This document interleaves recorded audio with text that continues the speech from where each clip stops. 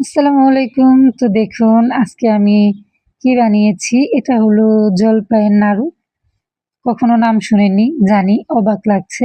কিন্তু অবাক হওয়ার কিছু নাই। মানুষ বানাতে পারে না, আল্লাহ ওরকম কোনো করে নাই যে খাবার এটা এইভাবেই খাইতে হবে সেটা না। খাবার তো ভালোভাবে যেকোনোভাবেই খাওয়া যায়। তো এটা হলো জলপাইয়ের নাড়ু। এটাকে ১ম এ বিচিগুলা ফেলে দিতে হয়। ফেলে দিয়ে তারপর নাড়ুর মতোই বানাইতে হয়। তো জলপাইটাকে অনেক জ্বালাইতে হয়। অনেক জ্বালাইলে এই কালারটা, কালো কালারটা চলে আসে। তো দেখেন একদম নারিকেলের নাড়ুর মতো। আর এটা না খেতে অনেক টেস্ট। এই যে দেখুন, খেতে অনেক টেস্ট হয়। তো আমার মা আগে অনেক বানিয়ে দিত। কিন্তু বড় হয়ে বলতে বিয়ের পর ওইভাবে কখনো খাইনি। আমি অনেক আচার দিই। আমি প্রতি বৎসরই অনেক আচার দিই। জলপাইয়ের, আমের সময় আমের। তো আসলে এইটা আমার 2nd বার খাওয়া।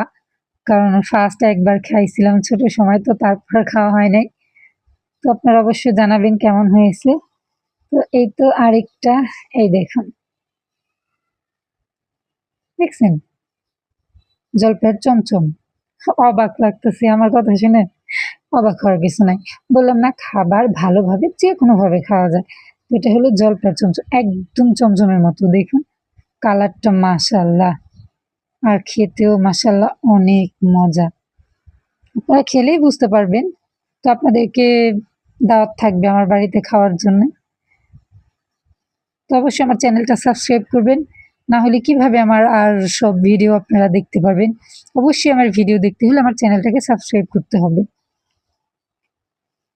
তো আপনাদেরকে আরেকটা দেখাচ্ছি। এই দেখুন, তেলে ভেজানো জলপাইয়ের আচার। দেখুন, এগুলা নানি দাদিরা আগে দেখছি যে অনেক বানায়, তার এই কাঁচের বয়ামগুলা। তো আলহামদুলিল্লাহ আমার ঘরে এই বয়ামটা ছিল, যার কারণে আমি দিতে পারছি। নাহলে আমার প্লাস্টিকের বয়ামে রাখতে হইতো। তো দেখেন, এই প্রত্যেকটা জলপাই এরকম কালার হয়ে আসবে। তো ওইগুলা এখনো তেলে ভেজে নাই। তো আস্তে, আস্তে ওই দেখেন বয়ামটা ভরা ছিল, তো আস্তে, আস্তে তেলে ভিজবে আর এগুলা নিচের দিকে চলে যাবে।